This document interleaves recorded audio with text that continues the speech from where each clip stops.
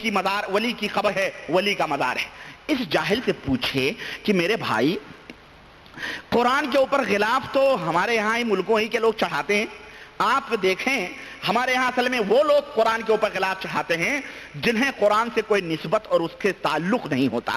وہ لوگ کیا کرتے ہیں، مردے کے مرنے کے وقت قرآن کھولتے ہیں، یا صبح شام اگربتی جس طرح ہندو اپنے ویدوں اور اپنے مہابھارت اور کتابوں کے اوپر چڑھاتا ہے اور وہ اس کو کیا کہتے ہیں دھونی انی دے کر کے اس کو چوم چاٹ کے رکھ دیتا ہے، اسی طرح کے ہمارے یہاں کے مسلمان بھی جاہل وہ اس طرح سے کرتے ہیں، قرآن پڑھنے ان کو آتا نہیں، نہ قرآن سے تعلق ہے۔ لیکن جو لوگ قرآن پڑھتے ہیں، قرآن کو سمجھتے ہیں، آپ نے یہاں ہزاروں قرآن دیکھے ہوں گے، کہیں آپ نے غلاف دیکھا قرآن کے اوپر؟ قرآن کے اوپر کہیں غلاف دیکھا؟ اصل میں پہلے ایک وصول بنایا جاتا ہے، پہلے ایک کلیہ بنایا جاتا ہے، ایک ضابطہ بنایا جاتا ہے کہ قرآن کے اوپر غلاف چڑھاؤ۔ اب قرآن کے اوپر کوئی ضروری ہے غلاف چڑھانا؟ مت چڑھاؤ، قرآن ہی رہے گا، غلاف چڑھانے کی کیا ضرورت ہے؟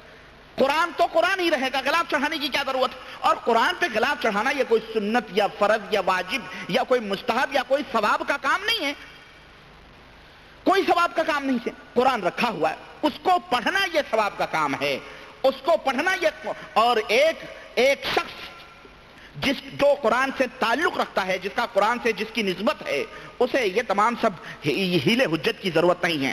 تو یہ دلیلیں دی جاتی ہیں کہ ہماری معلومات کے لیے ضروری ہے کہ اس کے اوپر غلاف چڑھا ہو تو ہم سمجھیں گے یہ قرآن ہے، یہ قرآن سے دوری کا۔ تو اس طرح کی دلیلیں اول فول لوگوں کو دے کر کے، نعرے لگوا کے، اور لوگوں کو جو ہے کیا کہتے ہیں گمراہ کیا جاتا ہے۔ بہرحال میں بات لمبی نہیں کرنا چاہتا کیونکہ مجھے اپنی بات مختصر وقت میں ختم بھی کرنی ہے، دوسرا پروگرام شروع ہوگا انشاءاللہ تعالی۔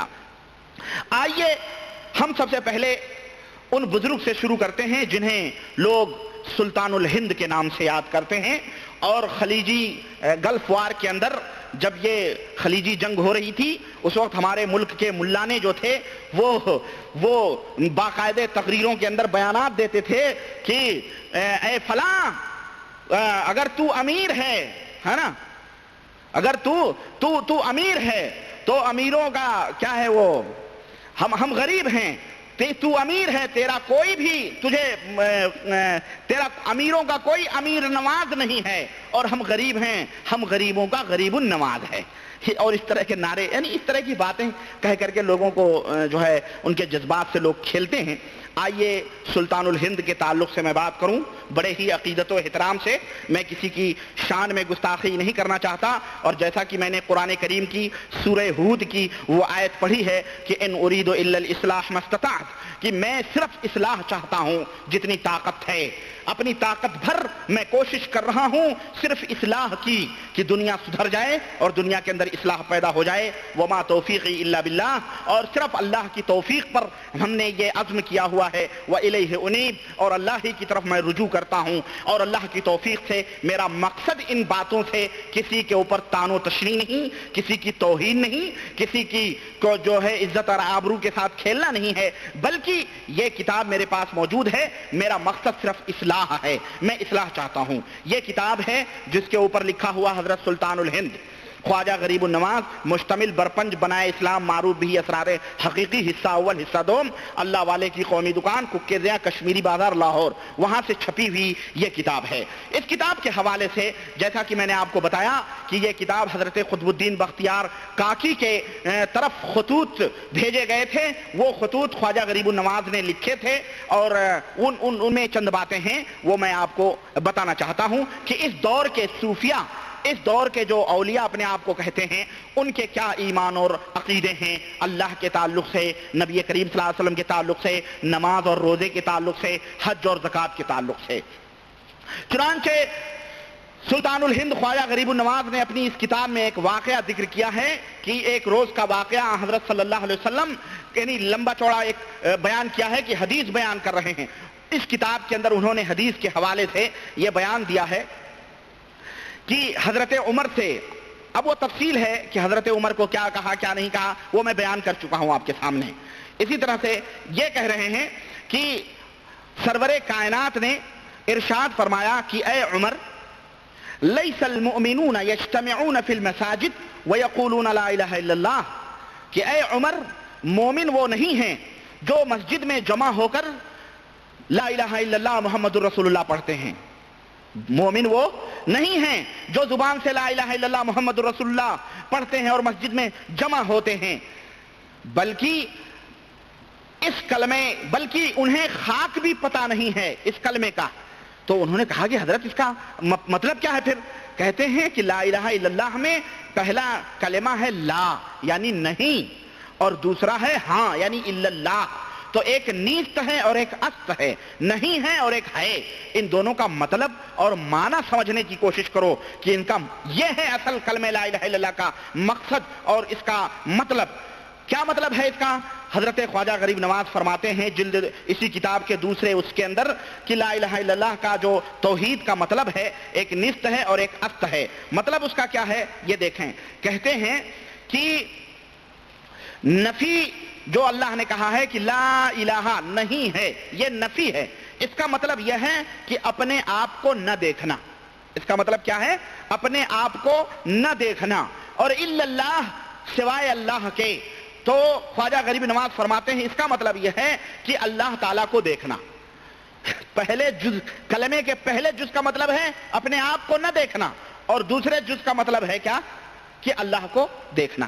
ان سے پوچھیں کہ حضرت یہ کون سی منطق ہے تمہاری؟ یہ کون سی منطق ہے کہ کلمہ توحید کی تم جو یہ تشریح کر رہے ہو؟ اللہ تعالیٰ تو یہ فرماتا ہے لا الہ الا اللہ. اللہ کے نبی نے یہ بتلایا، اپنی امت کے لوگوں کو بتلایا کہ اللہ کے سوا کوئی بھی معبود حقیقی نہیں ہے سوائے اللہ وحدہ لا شریک کے. وہی عبادت و پرستش کا لائق ہے. ورنہ یہ عقیدہ کہ اللہ کے سوا کوئی نہیں ہے، اللہ ہے، تو یہ عقیدہ تو کفار و مشرکین بھی رکھتے تھے کہ اللہ ہے، اللہ خالق ہے، اللہ مالک ہے، اللہ رازق ہے، سب کچھ ہے. وہ تو تسلیم کرتے تھے اس بات کو. کہتے ہیں نہیں، اس کا مطلب ہے اللہ اپنے آپ کو نہ دیکھنا.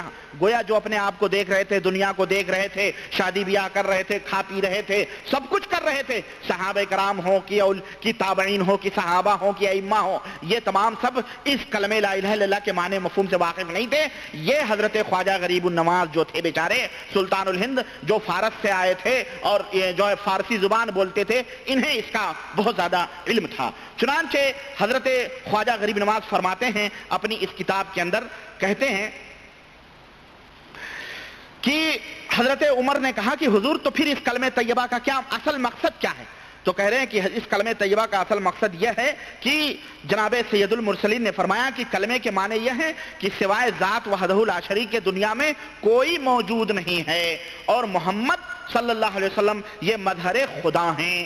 لا الہ الا اللہ کا مطلب کیا ہے؟ کہ اللہ کے سوا کوئی بھی اس دنیا کے اندر موجود نہیں ہے. نہ پیڑ ہے، نہ پودے ہیں، نہ درخت ہے، نہ کوئی بھی موجود نہیں ہے. اگر موجود ہے تو صرف اللہ کی ذات ہے. اب ان سے اگر پوچھا جائے کہ تو پھر یہ دنیا وغیرہ کیا ہیں، تو کہتے ہیں یہ سب مظہر ہیں. یہ ذرے ذرے میں سب اللہ ہی اللہ ہے.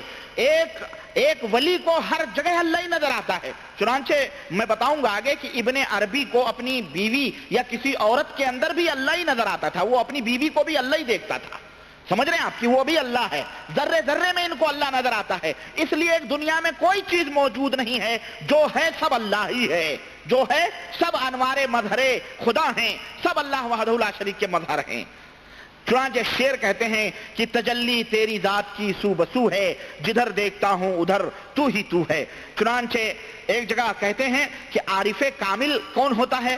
عارف کامل کی حالت یاد الہی سے بھی گزر جاتی ہے. یعنی عارف جو کامل ہوتا ہے وہ یاد الہی میں مصروف نہیں رہتا ہے، بلکہ اس حالت سے بھی وہ گزر جاتا ہے، اللہ کی یاد سے بھی وہ گزر جاتا ہے. کیوں؟ کیونکہ جب تک سالک یعنی صوفی غیر اللہ کا وجود اپنے دل سے نہ نکال دے، تب تک وہ منزل عرفان کے اوپر قدم رکھ ہی نہیں سکتا ہے، اور نہ ہی عارف کامل بن سکتا ہے. کیوں؟ اس لیے کہ ایک اللہ ہے اور دوسرے اس کی یاد ہے، اور یہ دونوں چیزیں مختلف ہیں. یعنی اللہ ہے اور اس کی یاد یہ غیر اللہ ہے. تو گویا ایک ہی دل کے اندر اللہ بھی ہے، غیر اللہ بھی ہے. یاد نکل گئی تب اللہ باقی رہتا ہے. سمجھ میں آ رہی بات؟ اگر یاد موجود ہے تو گویا غیر اللہ بھی اس کے دل کے اندر ہے، اور یہ کفر ہے. سمجھ رہے ہیں؟ اور یہ جو ہے کفر ہے. کہہ رہے ہیں کہ یہ کفر ہے کیونکہ یاد بھی ایک قسم کی دوئی ہے، اور دوئی عارفین کے نزدیک عین کفر ہے. یعنی یاد بھی کیا ہے؟ یہ اللہ کی ہم شکل ہے، اللہ کی ہمسر ہے۔ اگر اللہ کی یاد دل میں ہے تو یہ گویا اللہ کی غیر ہے، اس لیے اس یاد کو بھی ختم کر دو، صرف اللہ رکھو۔ اگر یاد دل کے اندر اللہ کے ہے، آپ کے دل میں اللہ کی یاد ہے، تو پھر یہ عین کفر ہے۔ یہ ہے کلمہ طیبہ کی حقیقت۔ یہ کون فرما رہا ہے؟ اللہ کے رسول۔ اللہ تعالیٰ نے قرآن کریم کے اندر فرمایا اذکرونی اذکرکم، اذکرونی اذکرکم، میرے بندو تم مجھے یاد کرو میں تمہیں یاد کروں۔